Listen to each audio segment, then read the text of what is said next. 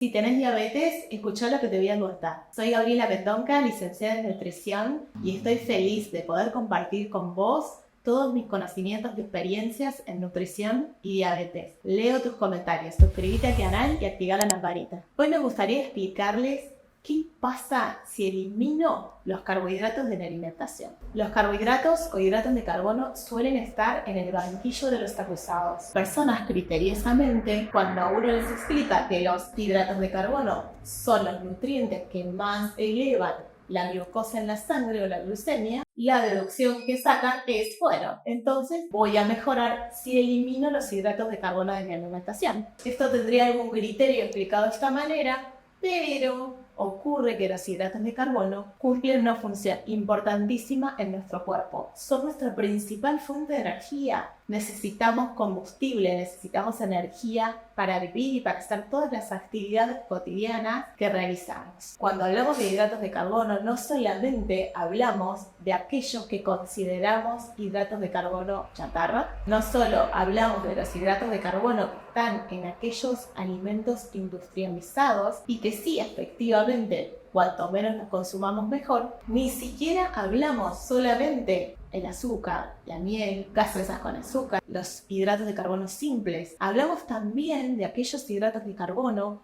que están presentes en alimentos sumamente útiles, como las legumbres, como los cereales. Hablamos también de los hidratos de carbono que están presentes en las frutas y en las verduras. Entonces, decir hidratos de carbono, hablamos de un término demasiado general como para poder transformarlo en un malo o bueno, en un blanco o negro. Tenemos una inmensa línea de grises en el medio. Nos vamos a dedicar a seleccionar el tipo de hidratos de carbono, la frecuencia con la que vamos a consumir esos hidratos de carbono y la cantidad que nuestro cuerpo necesita para estar en un excelente estado de salud y que las glucemias no se nos vayan del rango saludable.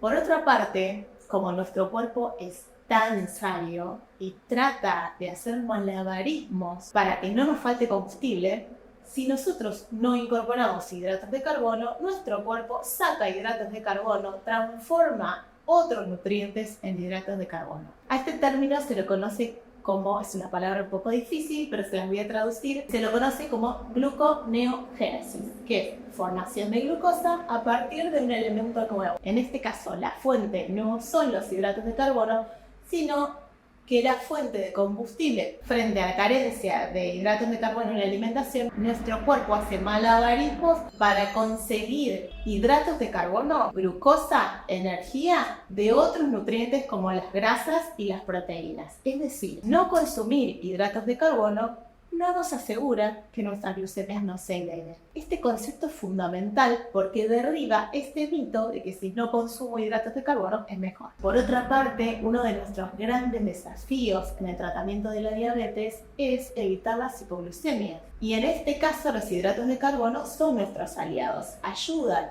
en cantidades y en calidades adecuadas a que nuestra glucemia se mantenga más estable. Con lo cual, desde ese punto de vista, tampoco sacar los hidratos de carbono o eliminar los hidratos de carbono de la alimentación sería beneficioso. No nos olvidemos que en la actividad física tenemos una gran demanda de glucosa, con lo cual si sometemos al cuerpo a hacer demasiado trabajo para obtener esa glucosa, corremos más riesgo de tener una hipoglucemia, es decir, que nuestra glucemia baje por debajo de lo normal y tengamos estos síntomas tan desagradables de la hipoglucemia que todos los pacientes con diabetes deseamos evitar. Otra contra que le veo a los planes alimentarios carentes de hidratos de carbono es la monotonía en la alimentación. Bueno, tal vez a algunas personas no les resulte monótono comer solo proteínas, carnes y grasas. A mí, la verdad que sí. Sean cual fueren nuestras preferencias en la alimentación, debemos pensar en un plan alimentario que podamos sostener a lo largo del tiempo. La diabetes es crónica.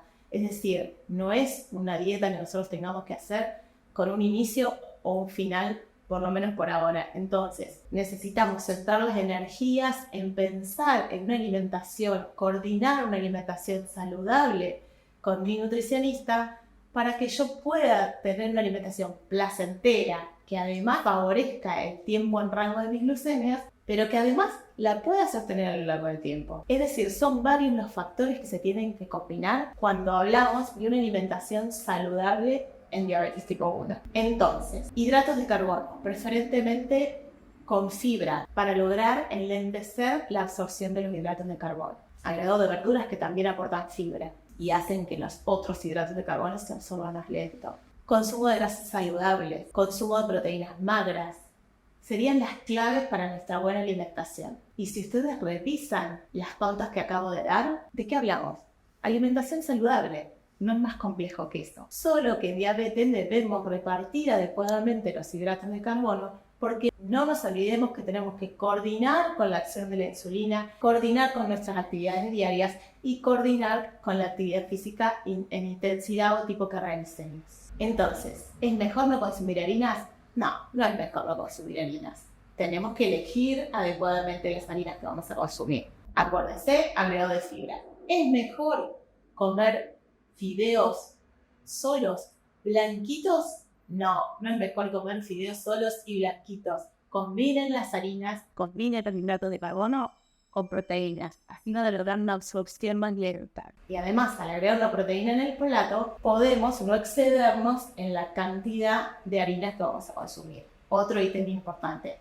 ¿Cuánto? Depende de cada uno. Coordínenlo con su nutri. Otra gran pregunta es, ¿todo lo light se puede consumir? Todos los envases, todo lo que la industria nos vende como sano, ¿es bajo en hidratos? No, puede no tener nada que ver. Puede ser bajo en grasas, puede ser bajo en calorías, pero no necesariamente bajo en hidratos de carbono, y mucho menos que esos hidratos de carbono sean de absorción lenta como realmente nosotros necesitamos. Entonces, saber cantidad de hidratos de carbono, calidad de hidratos de carbono y qué otras combinaciones hacemos en el plato que hagan que nuestra glucemia se comporte de manera saludable es el desafío. Y en esto, otra vez, la teoría y la práctica tenemos que unirla. Tenemos que observar esas glucemias postprandiales, saber hasta dónde llegan mis glucemias postprandiales, es decir, las glucemias después de la comida.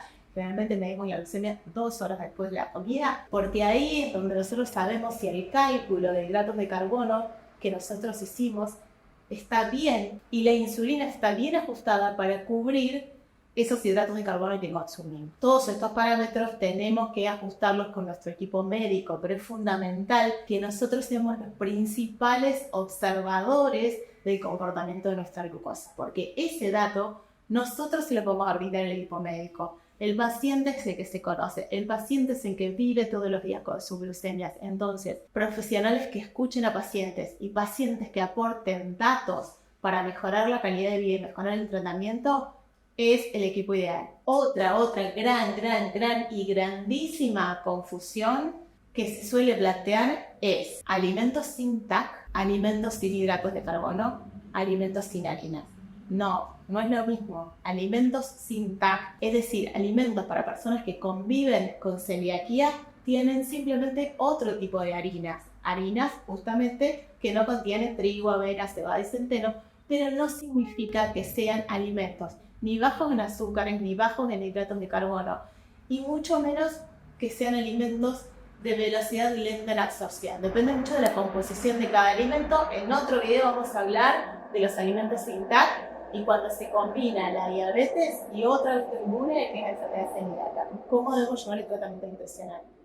Pero en lo que a hidratos de carbono se refiere, sin TAC no significa sin harinas. Sean partícipes, involúcrense en el tratamiento, bríndenles datos a los profesionales de salud, a los profesionales que siguen su tratamiento. Hagan equipo, es la mejor manera de lograr buenos resultados. Somos todos distintos y necesitamos encontrar y adecuar la fórmula para cada persona. Vivir con diabetes no es fácil, pero se trata de hacer nuestra realidad más feliz. Y para eso necesitamos conocer y compartir nuestras experiencias. Los espero en el próximo video.